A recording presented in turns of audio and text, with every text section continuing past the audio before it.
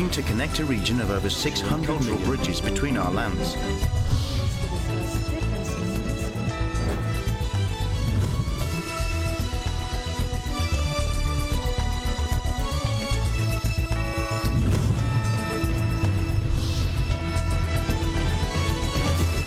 Good evening, I'm Alma Angeles and you're watching ASEAN in Focus. On today's headlines. Taipei and Beijing have again traded barbs over a recent string of drone sorties from the Chinese mainland to an outlying Taiwanese island as Taiwan's president vowed strong countermeasures against such incursions. A 44-year-old Filipina businesswoman and her 20-year-old daughter were stabbed to death in Toronto, Canada, and a man known to the victims was arrested for the brazen daytime double homicide. The Association of Southeast Asian Nations is committed to address marine pollution at the Manila-hosted 2022 East Asia Summit Workshop on Maritime Cooperation. Foreign Affairs Undersecretary Maria Teresa Lazaro outlined the need to strengthen scientific and technical cooperation to find transformative solutions to protect and preserve marine environment. And Malaysia celebrates its 65th Independence Day with parades being held at the Independence Square in Kuala Lumpur. By the public transport to the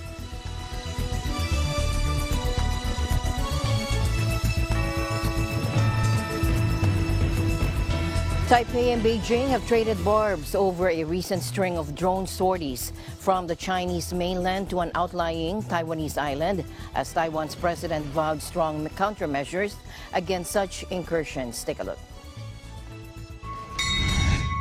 尤其近来中国在军演后仍然以无人机侵扰等灰色地带的冲突手法，并且结合认知作战的手段，持续对台湾进行文攻武吓。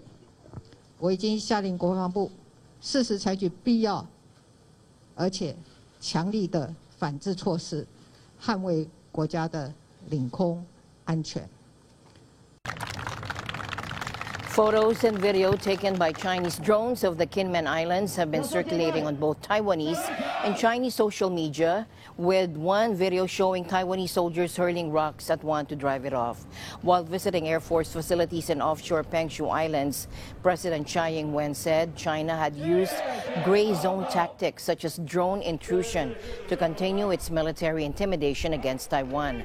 Asked to comment on the videos, Chinese Foreign Ministry spokesman Zhao Lijian said the incursions were not anything worth making a fuss about as the drones were flying around Chinese territory. But that response triggered an angry riposte from Taipei, which compared the drone harassment to the acts of a thief.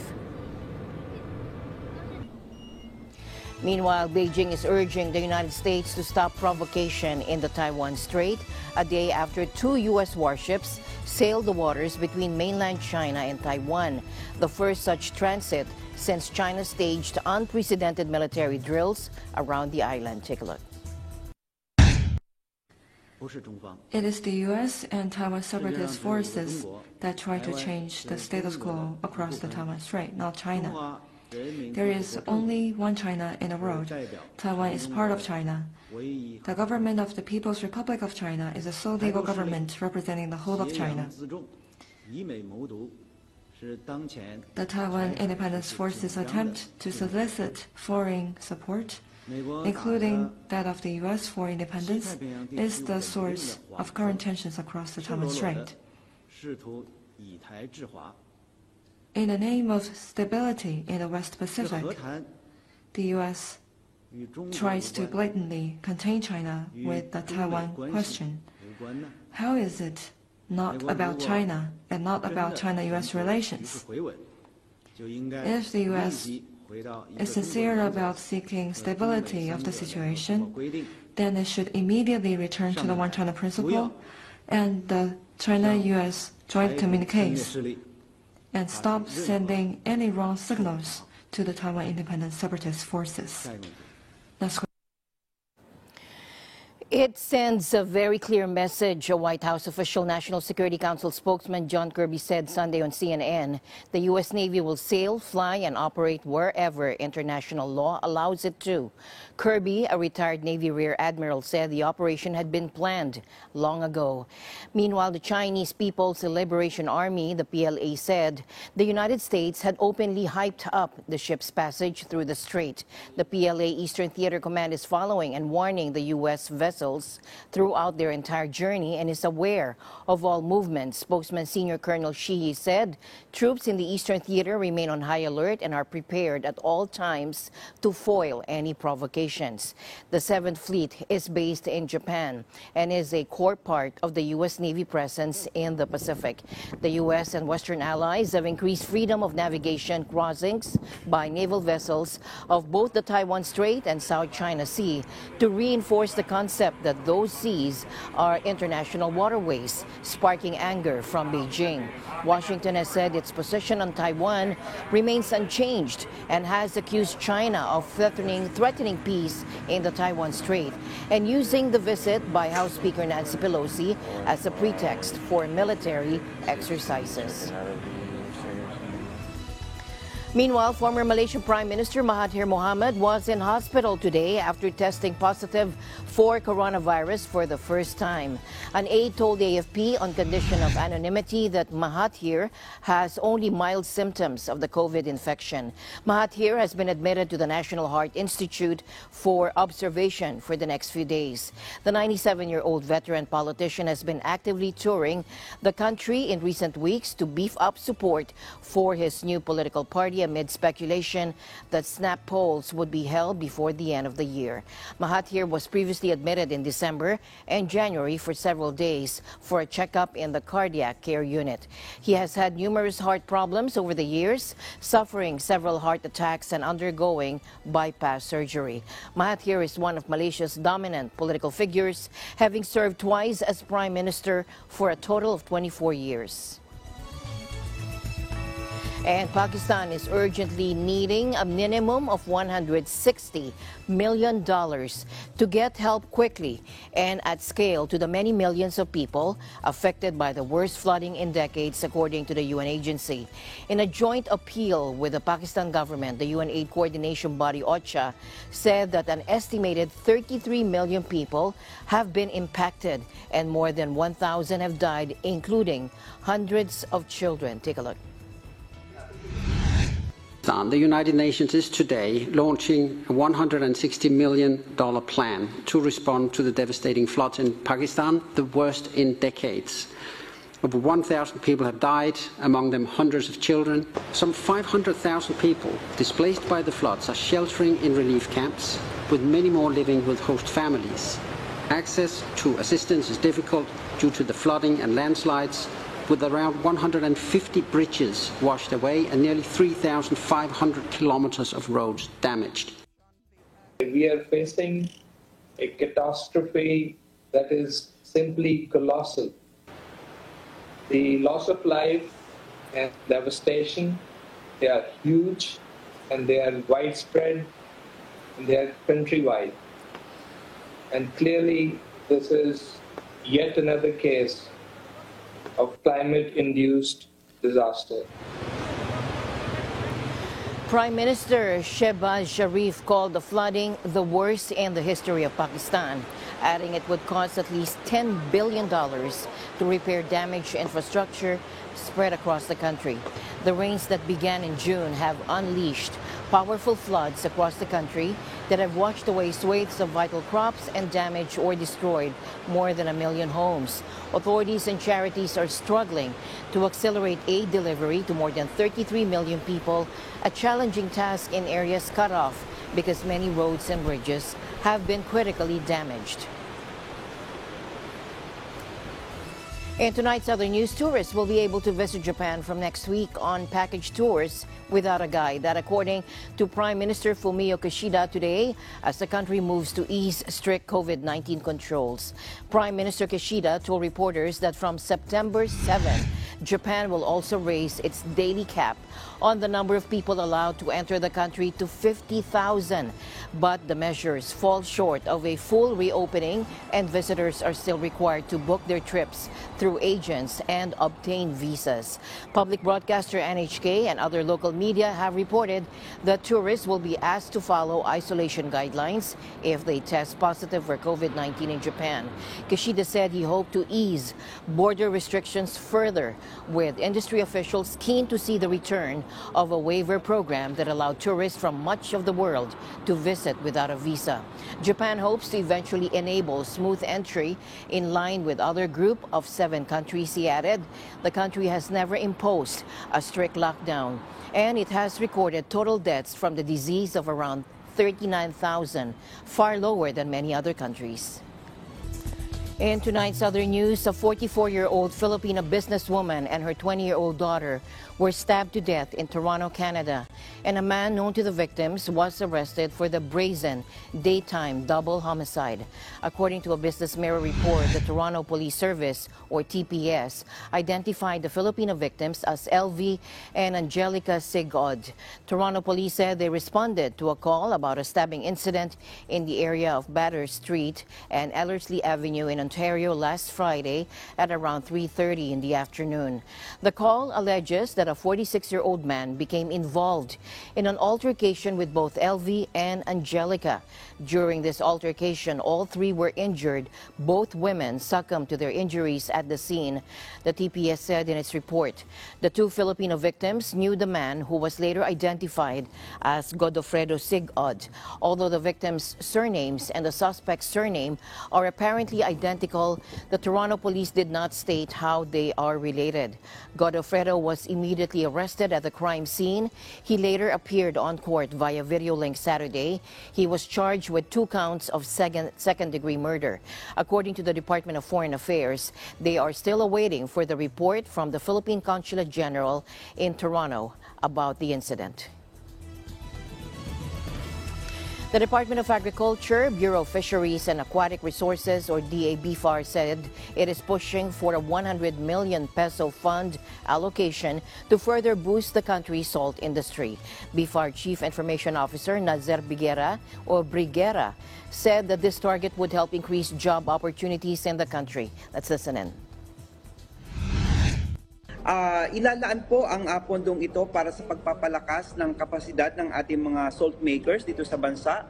So, nandyan po ang pagbibigay sa kanila ng makabagong teknolohiya, makabagong kagamitan at kaalaman po para masiguro din yung aspeto ng food safety dito sa ating asin, dahil ito po'y bahagi ng ating pagkain. So, dahil po sa sitwasyon na ito, nakita ng Department of Agriculture na kailangang magbigay ng sapat na atensyon para po sa industriyang ito, nang sa gayon ay magkaroon po tayo ng self-sufficiency pagdating po sa asin at hindi po tayo aasa sa pag-angkat ng commodity na ito. The BFAR also said it has profiled about 30 groups or at least 100 beneficiaries for the assistance program. The regional offices have begun implementing interventions for beneficiaries in the Ilocos region.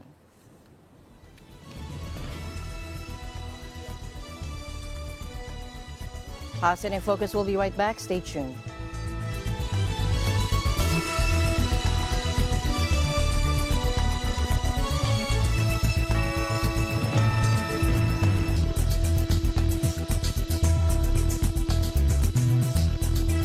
To Bali, Indonesia, where environment officials from the group of 20 leading rich and developing nations are gathering for talks on spurring global climate action and other troubles that have worsened due to the war in Ukraine. Implementing each G20 nation's contribution and synchronizing targets among developing and developed countries are to be discussed in the closed-door meetings. According to an Associated Press report, Indonesia's Environment Minister Siti Nurbaya expected the meeting to produce a joint agreement with 3 priority issues, namely sustainable recovery, land-based and ocean-based climate action, as well as resource mobilization to realizing the Paris Agreement, the first universal and legally binding commitment on climate change. Indonesia, the holder of this year's G20 presidency, ratified the Paris Agreement back in 2016. And the country is committed to reducing emissions by 41% with international assistance by 2030 or by 29% independently. The Association of Southeast Asian Nations, or ASEAN, is committed to address marine pollution.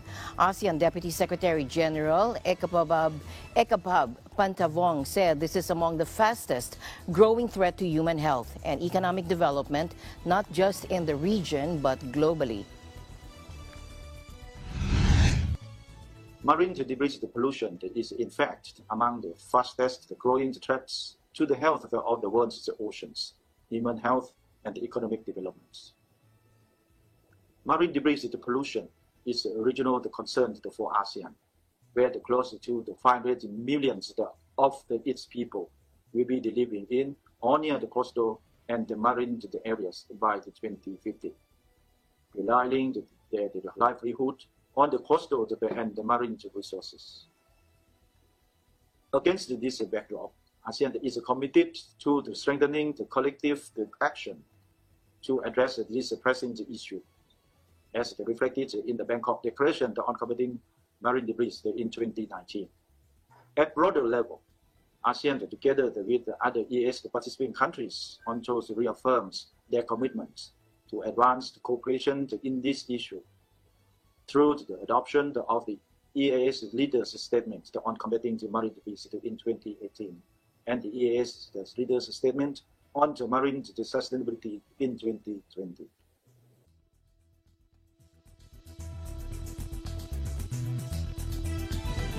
Meanwhile, the Philippines, through DFA Acting Undersecretary Maria Teresa Lazaro, has urged the international community and concerned efforts to address marine pollution since it is an issue that transcends boundaries and nationalities. Again, let's listen in. Picture this. In the year 2050, there will be more plastics than fishes in the sea.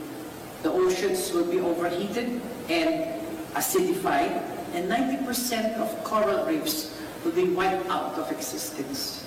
There will be waves of mass marine life extinction, causing enormous disruption in the ecosystem.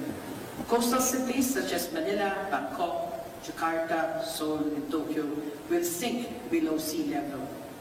Non-coastal states will not be spared from this environmental tragedy. Despite being landlocked, these countries will suffer from the long-term economic effects of the disruption of the global supply and value chains and the diminished flow of trade brought about by this projected environmental degradation, destruction. From the Indo-Pacific region to the East Asia seas, all of us gathered around in this forum would bear the same consequences of our wanton neglect of our maritime resources and ecosystems. This is such a bleak illustration of a doomsday scenario if we do not do anything about the environment now, according to the World Economic Forum and various scientific communities and experts. This goes without saying that the dire state of our oceans is something that requires immediate action. On the part of ASEAN, we have already taken initial steps in protecting and preserving the marine environment. In 2019, our leaders came together and signed the Bangkok Declaration on combating marine debris, which aims to strengthen regional cooperation in addressing the issue of marine debris and ocean pollution. Born out of this declaration is the ASEAN Regional Action Plan for combating marine debris 2021-2025, our systematic and integrated response to guide regional actions in addressing the issue of marine plastic pollution. This regional action plan is not a legally binding document, but it reflects the political will of ASEAN to protect our seas and oceans. We may be individually different from each other in terms of government or culture or beliefs, but all of us live on the same planet. Marine pollution is an issue that transcends boundaries and nationalities.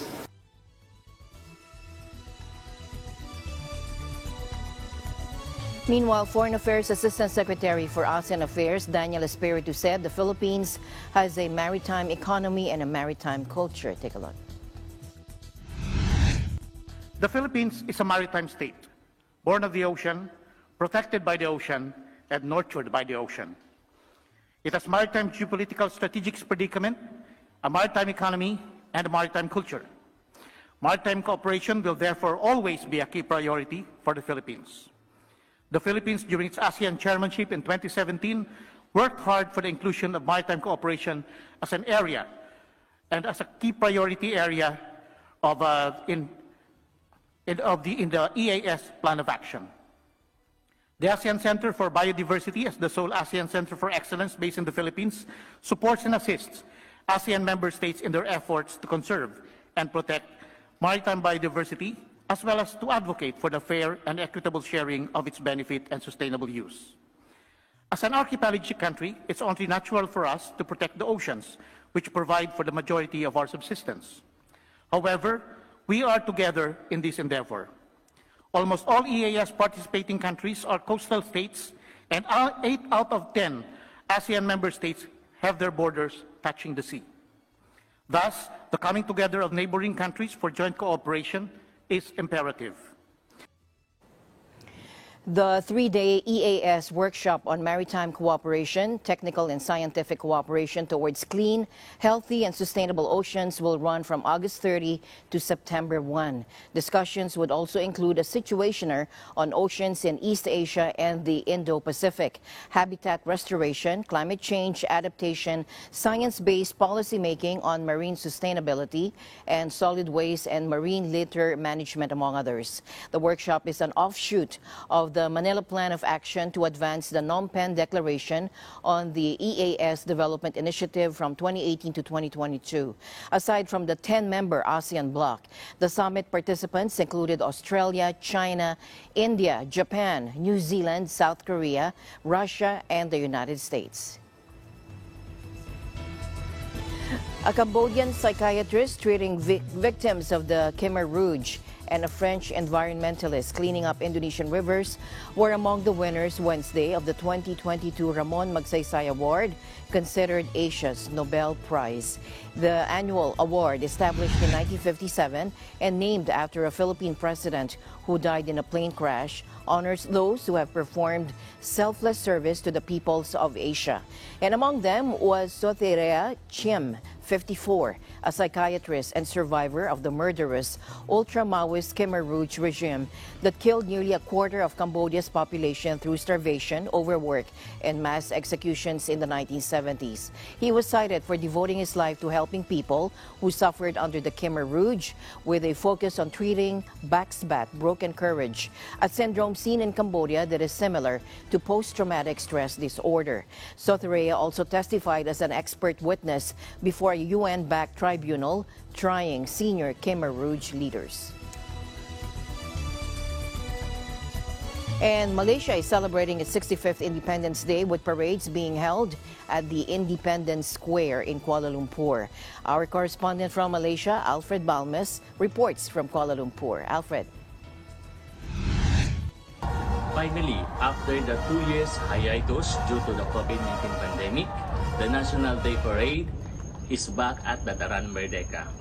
Thousands of Malaysians had been making their way to Dataran Merdeka to witness the National Day 2022 celebration.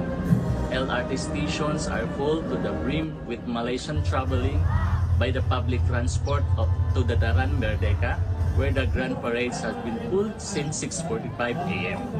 Yang de Pertuan Agong Al-Sultan Abdullah Rihat Ayuddin Al-Mustafa Billah Shah and Raha Permaisuri Agong Tunku Hala Asisa Amira Mai Muhadi Iskandala, Prime Minister Datuk Seri Ismail Sabri Yaakob, and his wife Datin Seri Muhaimin Zainal Abidin arrived at around 7:45 a.m. The Halor Gimilang race at 8:10 a.m. followed by the Malaysian family song, the Malaysian family strong together, the team song, and the declaration of the Rukun Negara, followed by the various activities. The National Day 2022 is themed Malaysia Family Strong Together, and it's being celebrated from 7 a.m. at the Dataran Merdeka, where 50,000 visitors are expected to be present. To Malaysian, Happy Independence Day. Live reporting from Kuala Lumpur, Malaysia, this is Alfred Balmes and we live in extraordinary times. Happy Independence Day to our friends in Malaysia. And that's it for today's broadcast on ASEAN in Focus. Stay in the news. I'm Alma Angela. Stay in the news because we live in extraordinary times.